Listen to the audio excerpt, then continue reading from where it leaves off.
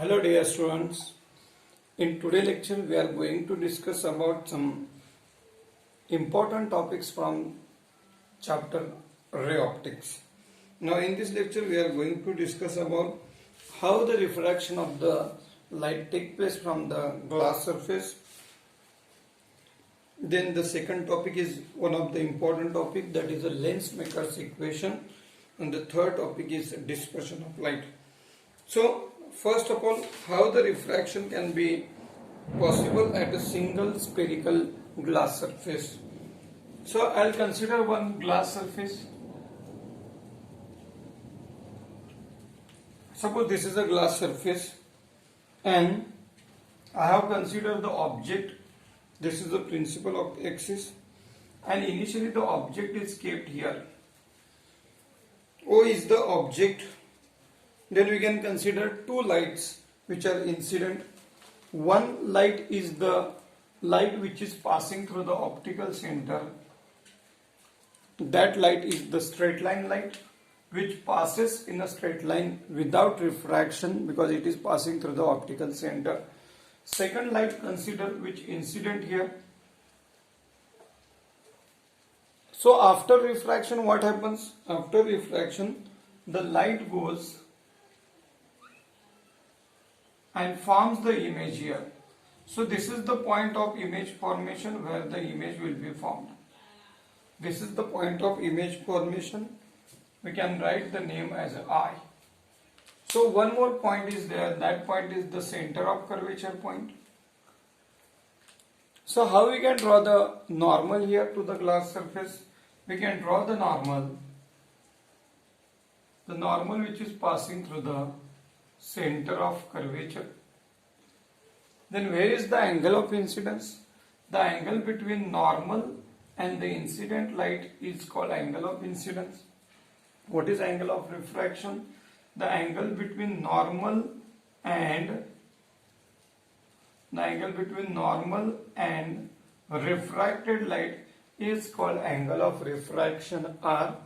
So additionally we are going to consider three different angles here. So one is the alpha, this is the beta angle, and this is the gamma angle. So additional three angles we are going to consider, alpha, beta and gamma. What about the object distance in this case? Object distance is the distance between the object and the optical center is called as object distance. It is denoted by letter U. What is the image distance? Distance between image and the optical center, it is called image distance. And what is the distance between optical center and center of curvature? It is denoted by letter capital R. Capital R is called radius of curvature. So this is the one example where how the refraction can be possible at a single curved surface. So this is the glass surface and this is the air medium.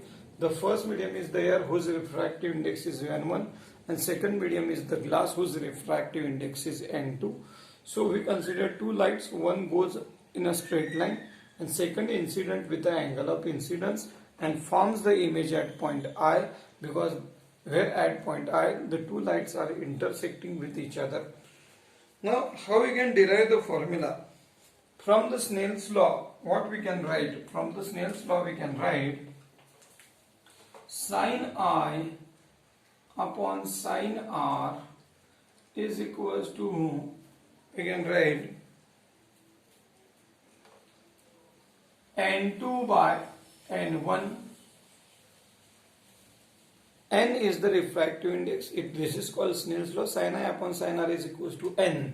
If you expand the N into 2 refractive index, then N2 upon N1 we can write. So send the N1 and sin R to the corresponding sides. If you are sending to the left N1, what will happen? N1 sin I is equals to N2 sin R. N2 sin R. But in this case, the angles I and R are very small. I and R, these angles are very small. Then in that case, what is the rule? Sin theta nearly equals to theta becomes. So if the angles I and R are very small, then in that case we are going to consider only the angles, not the sine, cos, tan, this type of the letters. So what will happen here? N1I is equals to N2R. This is one of the important equation. Now in this equation, how we can derive the values of I and R? For deriving the values of I and R, we are going to consider the exterior angle theorem. I is the exterior angle whose magnitude is equals to the addition of alpha and beta. So how we can write the value of I? I is equals to alpha plus beta. So this is clear. How we can apply the same rule for here? Beta is the exterior angle whose magnitude equals to addition of R and gamma. So beta is equals to angle R plus gamma. So R is equals to beta minus gamma. R is equals to beta minus gamma. So we have the two different values, that the value of I and R. Put the value of I and R in the equation number 1. How we can write the equation 1? N1, what is the value of I? It is alpha plus beta is equals to N2, what is the value of R? Beta minus gamma. Send the N1 and N2 into the bracket. What will happen? N1 alpha plus N1 beta is equals to N2 beta minus N2 gamma. Take the common terms to the one side. What will happen? So we can take the beta to the one side. So in the next equation, what happen if we are sending the N1 beta to the right side, so it becomes minus, and if you are sending the N2 gamma to the left side, then it becomes plus. So what happened to the right side? N2 beta minus N1 beta is equals to here, what is the term? N1 alpha plus N2 gamma. So what is the common term in this equation? Then beta is the common term. N2 minus N1 beta is equals to N1 alpha plus N2 gamma. We consider as equation number 2. How we can derive the values of alpha, beta and gamma in this equation number 2? So by using the rule of circle. In case of a circle, how we can derive the value of any angle? Suppose the angle is theta, radius is r, the value of arc is ds. So how we can derive the value of theta in this case? Theta is the angle which is given by arc upon radius. So same principle we are going to apply here for the case of angles alpha, beta and gamma. How we can write the formulas in this case? So here the angle is alpha. What is the value of arc in this case? Suppose we can call this is as a AP. So this point, suppose this is the point of intersection is AP. So for alpha, how we can write? Alpha is nothing but arc AP upon, what is the radius in this case? The radius is nothing but u. So we can write minus u. Why the u is minus? Because u is the object distance and it is to the left side of the glass. So to the left side the distances are negative. How we can write for the beta in this case? Beta, the arc is again AP and radius in this case is capital R. How we can write the formula for the gamma? Arc is AP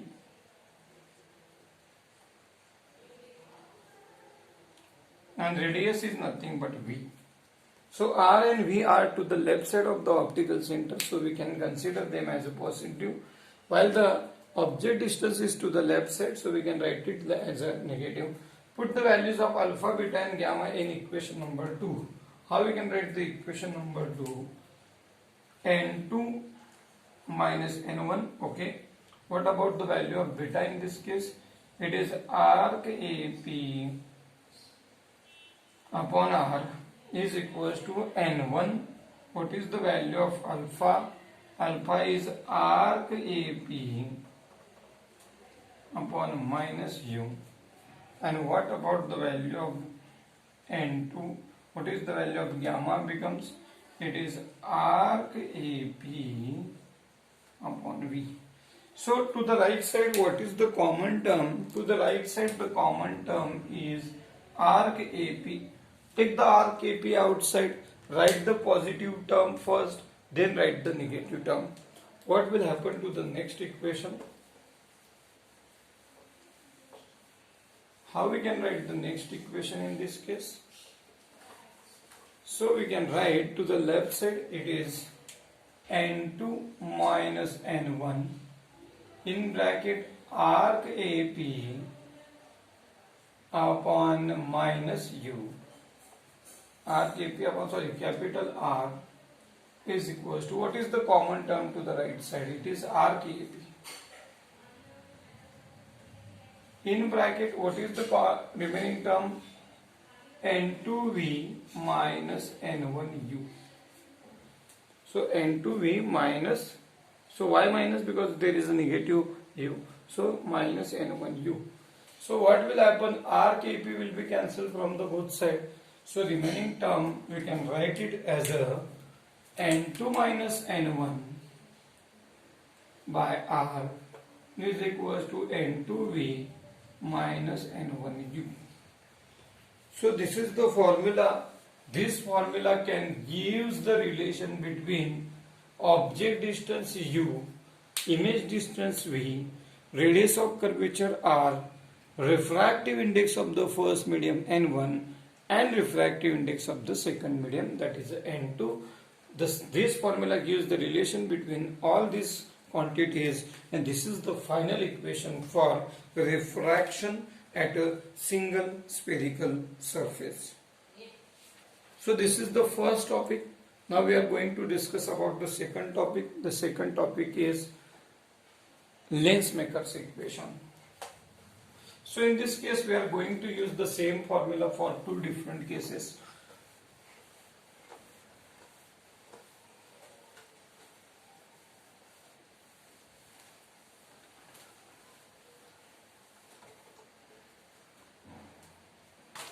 So how we can write the formula for Lensmaker's equation? So consider a glass surface. Otherwise we can write the formula here. The formula is N2 minus N1 by R is equals to N2 by V minus N1 by U. So this is the formula. We are going to use this formula for two different cases in this expression of Lensmaker's equation. So how is the diagram for it? So we consider a glass slab. Suppose the glass slab is made up of two different parts. Suppose the left side is A and the right side is B. Suppose the left side is A and the right side is B. So the glass slab is made up, so glass lens is made up of two parts, A and B. I'll consider the principal axis here. Consider the optical center. Consider the two center of curvature C1 and C2 here. I'll consider the first light which goes without deviated in a straight line. What happens if the light goes in a straight line? So this is the point P. It goes in a straight line without deviation from the original path. Consider the second line which is incident here. Suppose the second part is absent. If the lens has only single part, then what happens? Then only one time refraction from the first surface takes place and image will be formed at I1. Image will be formed at I1, but the second surface is present, so image will be formed at I. So this is the difference. If the second surface is absent, in that case only image will be formed at I1, but the second surface is present, so the image will be formed at I. What is the object distance? We can write the object distance as a U. Image distance for the first image we can consider as a V, and for second image we can consider as a V dash. Or we can write this is a V 1 and this is a V, no problem. For I1 image we can consider the image distance as a V1 and for I we can consider as a V. The first medium is the air whose refractive index is N1. Second medium is glass whose refractive index is N2. So we have the formula. We can write the same formula for two different cases. Case number 1, when only the first surface is present, when the second surface is absent. What is the object distance? U is the object distance. What about image distance? V1 becomes the image distance. Understood? And what about the radius of curvature for first surface? We can write as a R1 for radius of curvature for first surface. How we can write the first formula? Now the first medium is air, so we can write N1 is equals to 1. For air medium the refractive index is 1 and for second medium the refractive index is N2 is equals to N. We can write for N2 we can write as a N. Put the values in this formula. How we can write it? We can write it as a N2 we can write as a N minus 1 divided by R1 is equals to N2 by V1 minus N1 by U. This is the first formula for the case number 1 when the second part is absent, only the first part is present. How we can write the same formula for the second case? In second case, the second surface is present. An image is formed at I. But what about the object in this case? In this case, we can consider the object as a I1. I1 is the virtual object for second case. I1 acts as a virtual object, so object distance becomes V1, and I acts as a real image, so image distance becomes V. But for the second surface, the first medium is the glass and second medium is the air. So this is the difference. For how we can write it for the second case? In case number 2, what about object distance? Object distance becomes V1. What about image distance? It is itself is a V. What about the first medium? First medium N1 we can write as a N and second medium becomes air, so we can write as a 1. What about radius of curvature? We should write it as a R2 for the second surface. How we can write the same formula in this case? In this case we can write, so in this case we can write the formula as a, so instead of N2 is 1 minus N1 we can write it as a N by R2 is equals to N2 as a 1 by image distance is V, yes it is V, minus N1 we can write a N and object distance is nothing but V1. So here 1 minus 1, suppose to the left side multiplied and divided by negative sign. To the left side if you multiply and divide by negative sign, what will happen? If we say we are sending the minus term inside, so it becomes minus 1 plus N by R2, so minus R2. So we can write N minus 1 by minus R2. So instead of writing this term, we can write N minus 1 by minus R2. What will happen if we write it like this? So N minus 1, we can write the same formula, N minus 1 by minus R2 is equals to 1 upon V minus N upon V1. So we can consider this is as a formula number 2. Adding formula number 1 and 2 on the both side. What will happen if we add the formula on the both side? So we can write here N1 minus 1 by R1 here plus minus, so here plus and this minus becomes minus N minus 1 by R2. To the right side, what is the term present here? N2 by V1 minus N1 by U here plus 1 by V minus N by V1. So we can cancel. So there is some mistake. N2 we can write as N2 as n and N1 as a 1. So here N2 as a n, N1 as a 1. So this is the change. N2 as a n and N1 as a 1. So if we make the changes in this formula, now what we can cancel? We can cancel the plus n by V1 minus n by V1. So what is the common term to the left side? It is N1, n minus 1. N minus 1 is the common term. In the bracket 1 by R1 minus 1 by R2. To the right side we can write the positive term first and then we can write the negative term. According to Len's formula, what is 1 by V minus 1 by U? So we can write 1 upon F is equals to here n minus 1 in bracket 1 by R1 1 by R2. This equation is called Lensmaker's equation. So this equation we can call it as a Lensmaker's equation. This is one of the important equation. While manufacturing the different types of the lenses, different number of the lenses, this formula is preferable or this formula is used. So this is about the Lensmaker's equation, where the lens we can consider as a two different surfaces. We use the formula which we have already derived in the previous topic from the refraction at a plane surface, and by using this formula we can consider two different cases.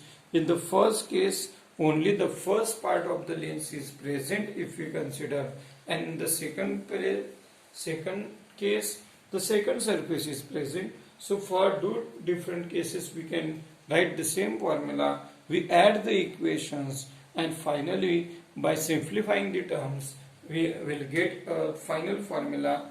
That formula can be called as a Lensmaker's equation.